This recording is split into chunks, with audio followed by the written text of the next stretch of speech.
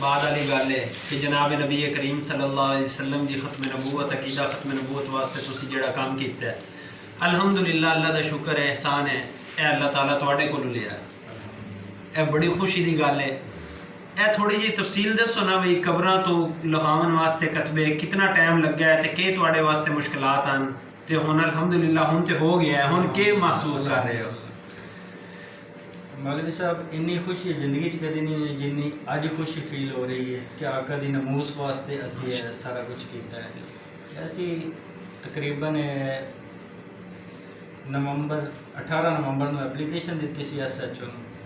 اس تو بعد اسی جڑا وہ ایک قانونی پروسیجر ہے وہ سٹارٹ ہو گیا. اس تو بعد پھر سانوں انہوں نے ایک کمیٹی بنا دیتی جناب AC صاحب دی تے DSP صاحب دی. انہوں نے سانوں بلایا, انہوں نے پھر AC صاحب نے دونوں بلایا, فریقہ نو مرزیہ نو تے سانوں بھی بلایا. صحیح.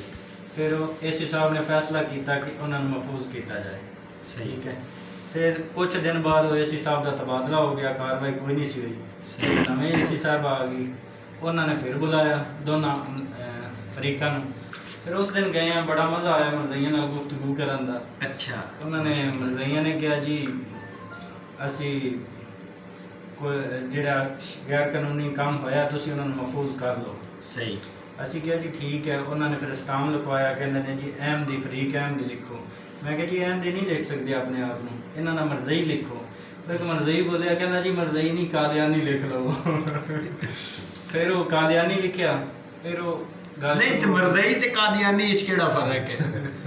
بس میں مرزئی کہہ دیتا سی نا, وہ میرا مرزئی انہاں کو برداشت نہیں ہویا. وہ مرزے دی وجہ تو مرزئی لکھاندے نے. اصل انہاں دا جڑا پچھو خانوادہ تریا ہے نا, جتوں لعنت تری ہے جڑی, وہ قادیان شہر ہے انڈیا دا. جی جی جی. اس کا قادیانی بنے. اے معاملہ چلدے رہے. اس تو بعد پھر اتنے فیصلہ ہویا. میں کہا جی یہ شاعر اسلامی کوئی بھی استعمال نہیں کر سکتے. جی. انہوں نے کہا جی میں کیا قربانیاں کرتے ہیں, قربانیاں نہیں کر سکتے. جی. انہوں نے کہا جی اسی چار دیواری دے اندر کرنے ہیں. پھر ایک بندہ بولیا, کہندا وہ چار دیواری دے اندر کرتے ہیں تو تمہیں کی اعتراض ہے؟ میں کہا پھر AC صاحب سانوں بھی لکھ کے دے دے, تسی بھی غیر قانونی کام چار دیواری دے اندر کر سکتے ہو. تو وہ پھر انہوں نے کہا نہیں. انہوں نے پھر لکھ کے دیتا جی اسی جو پاکستان دا آئین کہے گا اسی وہ کریں گے, جس چیز دی آئین اجازت دے گا اسی وہ کریں گے, اسی کوئی بھی غیر قانونی کام نہیں کریں گے. اور جو کچھ غیر قانونی ہویا ہے پنڈ دے وچ وہ انتظامیہ نوں اجازت دے جا کے محفوظ کر لیں. اور الحمدللہ 2-3 مہینے دی مسلسل جد و جہد تو بعد اج یہ معاملات طے پائے نے, ہر چیز محفوظ ہو گئی ہے. اور دلی سکون ہے کہ اللہ تعالیٰ نے سانوں نالائق جے بندیاں نوں اس کام واسطے اپنی نموس واسطے چن لیا. اللہ قبول فرمائے جی. آپ کی یہ جو ہے نا بہت بڑی کاوش ہے عند اللہ.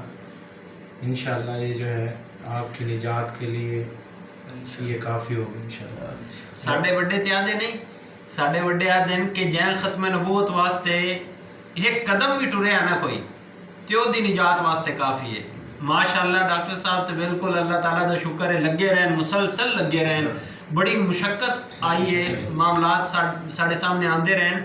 حضرت جی اے دے وچ بھی سکون ہے, اے دے وچ بھی سکون ہے کہ جناب رسالت مآب صلی اللہ علیہ وسلم دی ختم نبوت واسطے ایک آدمی جڑا ہے اپنے آپ نو وقف کر دے وے, اپنے معاملات اتھے آونا جاونا, گل بات افسراں نال ملنا, ملاقاتاں کرنیاں, اپنے دوست جڑے نو پیچھے ہٹ ویندے بعض جگہ تے نا, بعض جگہ تے اسی تے دیکھ لیا نا.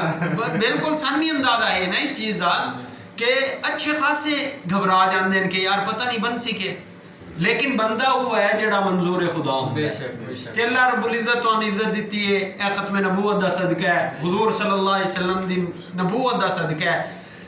ویکھو نا اس معاملے دی عظمت کتنی عظیم ہے ختم نبوت والے معاملے دی, کہ سیدنا رسول اللہ صلی اللہ علیہ وسلم دی ختم نبوت واسطے جڑے صحابہ اکرام لڑے نا, اس صحابہ اکرام جڑے ختم نبوت واسطے مسلمہ کذاب دے نال لڑے, اتنے صحابہ کسے جنگ شہید نہیں ہوئے جس میں ختم نبوت دے اتے شہید ہوئے. مقدس ترین خون صحابہ اکرام رضوان اللہ تعالی علیہ مجمعین دا مقدس ترین خون جڑا ہے, میں تے آدھاں بھائی سارے مفتیان اکرام مل ونجن, سارے کتب تے ابدال مل ونجن, سارے دا خون جڑا ہے وہ اکٹھا کر دیتا جاوے تے صحابہ دے پسینے دے برابر نہیں ہو سکتا. وہ خون کتنا مقدس ہے، وہ خون ختم نبوت واسطے جڑا ہے بہایا گیا، تے ختم نبوت واسطے صحابہ کسی قسم دا کوئی کمپرومائز نہیں کیتا۔ الحمدللہ اللہ تعالیٰ دا شکر ہے، احسان ہے اللہ تعالیٰ دا۔ اسی تے مبارک دیون آئے ہیں، اسی ہن چاہ رہے ہیں کہ اسی کوئی پروگرام کریے تہاڈا۔ دسو حضرت جی کس دیہڑے کر دی؟